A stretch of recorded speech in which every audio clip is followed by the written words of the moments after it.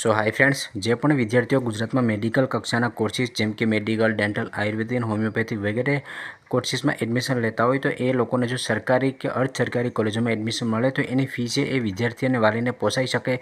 પરંતુ જો તમને કોઈ સેલ્ફ ફાઇનાન્સ કોલેજોની સીટ પર એડમિશન મળતું હોય અથવા તો મેનેજમેન્ટ કોટાની સીટ પર એડમિશન મળે તો તમારું ફી સ્ટ્રક્ચર છે એ 17 લાખ 18 લાખ સુધી જતું હોય છે. આયુર્વેદિક, હોમિયોપેથિક છે એમાં 4 થી 5 લાખ સુધી જતું હોય છે. તો બધા વિદ્યાર્થી અને વાલી આટલી ફી ભરી શકે એ જરૂરી નથી. તો સરકાર તરફથી ઘણી બધી સ્કોલરશિપ યોજનાઓ આપવામાં આવે છે. બહેનો માટે ઘણી બધી યોજનાઓ છે, ભાઈઓ માટે પણ ઘણી બધી યોજનાઓ છે. અહીંયા જે તમે માહિતી જોઈ શકો છો એ સ્કોલરશિપ માટેની છે કે તમે આયુર્વેદિક, હોમિયોપેથિકમાં કે મેડિકલ, ડેન્ટલમાં એડમિશન લેતા હોય તો તમને કેટલી સ્કોલરશિપ છે મળી શકે. અહીંયા ફક્ત ટૂંકમાં તમને સમજાવેલું છે. મેં વિગતવાર તમામ પ્રકારના વિડીયો બનાવેલા છે. આના આધારે તમને એ ખ્યાલ આવશે કે તમારા કોર્સ અનુસાર તમને કેટલી સ્કોલરશિપ મળવાપાત્ર રહેશે અને આ ઉપરાંત તમારી લાયકાત છે શું હોય છે. આ ઉપરાંત પણ જે પણ વિદ્યાર્થીઓ માટે પેડ પ્લાનમાં જોડાતા હોય એને વિગતવાર એના માર્ક અને કેટેગરી અનુસાર અમે સ્કોલરશિપ અને લોનની માહિતી છે તે આપતા હોય છે. તો જે પણ વિદ્યાર્થીઓ છે કે જેને મેનેજમેન્ટ કોટામાં કે સેલ્ફ ફાઇનાન્સ કોલેજમાં એડમિશન મળતું હોય અને એ વિદ્યાર્થી ભાઈઓ બહેનો છે એ ફી ભરી શકતા હોય તો બેસ્ટ. જો તમે ફી ના ભરી શકતા હોય અથવા તમને સ્કોલરશિપ પણ વધારે ના મળતી હોય તો પછી તમે લોકો છે એ સરકારની જે વ્યાજ સહાય યોજના છે એનો લાભ લઈ શકો છો. હવે આપણે વિગતવાર એની માહિતી જોઈએ. જો તમે ચેનલમાં ન હોય તો ચેનલને સબસ્ક્રાઈબ કરી રાખજો અને ડેઇલી અગત્યના અપડેટ માટે ઇન્સ્ટાગ્રામ પેજમાં પણ ફોલો કરી લેજો. ઘણીવાર વિડીયો બનાવવાનો સમય ના મળ્યો હોય તો એ અપડેટ હું ઇન્સ્ટાગ્રામ પેજમાં આપી દેતો હોઉં છું.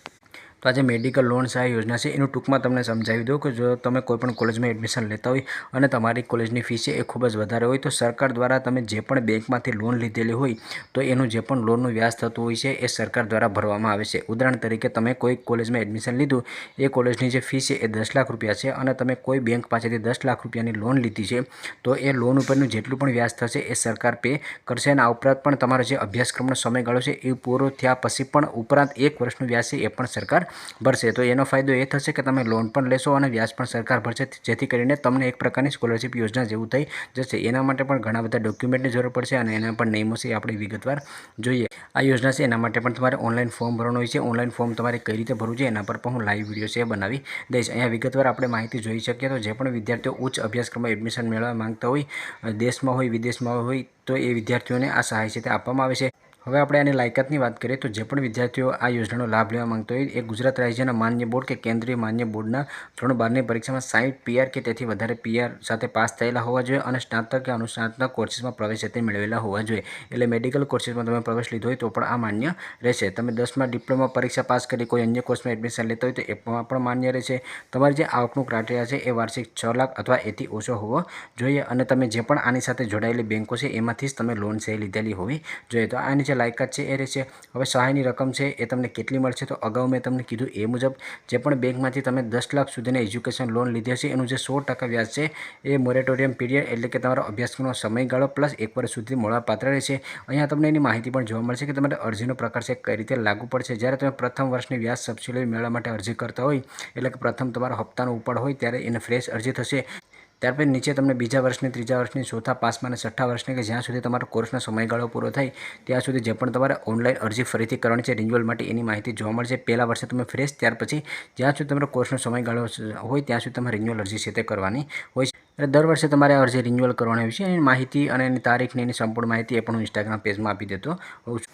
હવે તમારે ક્યાં ક્યાં ડોક્યુમેન્ટની જરૂર પડશે તો ડોક્યુમેન્ટ અહીંયા તમે જોઈ શકો છો. વિદ્યાર્થીનો પાસપોર્ટ સાઇઝનો ફોટોગ્રાફ જોશે, વિદ્યાર્થીની સહી, પછી જે પણ લાસ્ટ એજ્યુકેશન ઉપર તમે એડમિશન લીધું ધોરણ 12 ઉપર તો એની માર્કશીટ જોશે, તમારો આધાર કાર્ડ છે એ જોશે, ત્યાર પછી તમારો આવકનો દાખલો વેલિડ હોવો જોઈએ, તમારે રહેઠાણના પુરાવાની નકલમાં ડ્રાઇવિંગ લાઇસન્સ કે રેશન કાર્ડ કે લાઇટ બિલ જે પણ હોય એ જોઈએ, બેંક સાથે કરેલ એજ્યુકેશન લોનનું એગ્રીમેન્ટ, બેંક મેનેજરના સહી સિક્કા સાથેની નકલ. આ જે પણ નકલો અહીંયા તમે જોઈ શકો છો એ KCCની ઓફિશિયલ વેબસાઇટ ઉપર અપલોડ છે. એની માહિતી પણ હું આગળ બતાવી દઈશ. જ્યારે હું આનું ઓનલાઈન ફોર્મ ચાલુ થશે, ફોર્મ તમારે કઈ રીતે સ્ટેપ બાય સ્ટેપ ભરવું જોઈએ એની માહિતી હું તમને બતાવીશ. ત્યારે આ જે સર્ટિફિકેટ છે એ પણ ક્યાંથી ડાઉનલોડ કરવા એ પણ હું તમને બતાવીશ. ત્યાર પછી નીચે તમને ઘણા બધી ડોક્યુમેન્ટ જોઈ શકશે કે જે પણ એજ્યુકેશન લોન ઉપાડ કર્યો હોય તો જે એજ્યુકેશન લોન ખાતાનું સ્ટેટમેન્ટ છે વગેરે જે અહીંયા ડોક્યુમેન્ટ તમે જોઈ શકો છો. એમાંથી ઘણા બધા ડોક્યુમેન્ટ છે એ તમને બેંકમાંથી મળી જશે અને એ બધા ડોક્યુમેન્ટ તમારે અપલોડ પણ કરવાના રહેશે. તો અહીંયાથી તમે ડોક્યુમેન્ટ છે એનો સ્ક્રીનશોટ પણ લઈ શકો છો. અત્યારે કદાચ તમને આમાંથી કંઈ સમજાતું ના હોય તો જ્યારે હું લાઈવ પ્રોસેસનો વિડીયો બનાવીશ ત્યારે ડોક્યુમેન્ટનો ફોર્મેટ કઈ ટાઈપનું હોવું જોઈએ, તમારે ડોક્યુમેન્ટ ક્યાંથી ડાઉનલોડ કરવાનું છે, બેંકમાંથી ક્યાં ક્યાં ડોક્યુમેન્ટ મળશે એ પણ હું તમને સમજાવી દઈશ. તો આ આટલા ડોક્યુમેન્ટ છે એની તમારે જરૂર પડશે. જે વિદેશમાં જતા હોય તો એના માટે વિઝા અથવા વિઝા લેટરની નકલ અથવા પાવર ઓફ એટર્ની છે એની જરૂર છે તે પડતી હોય છે.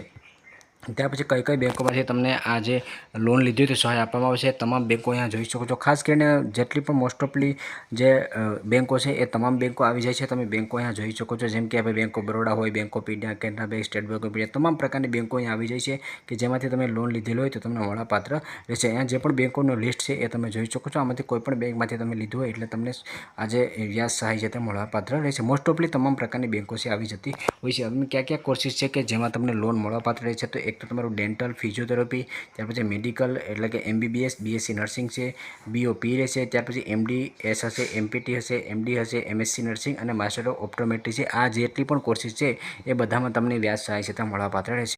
હવે આ જ્યારે એનું ફોર્મ ભરવાની પ્રોસેસ ચાલુ થતી હોય ત્યારે તમારા ઓનલાઈન ફોર્મ છે ભરવાનો હોય છે. તો આની જે વેબસાઇટ છે ISEL છે એ વેબસાઇટ પર જઈને તમે આની માહિતી મેળવી શકો છો. અને આ વર્ષ માટેની ફોર્મ ભરવાની તારીખ ક્યારે ડિક્લેર થશે એ હું ઇન્સ્ટાગ્રામ પેજમાં અને યુટ્યુબ ચેનલમાં તમને લોકોને અપડેટ કરી દઈશ. જો આ વર્ષે કોઈ નિયમોમાં ચેન્જીસ થશે તો એના પર પણ વિડીયો બનાવી દઈશ અને ઇન્સ્ટાગ્રામમાં અપડેટ આપી દઈશ.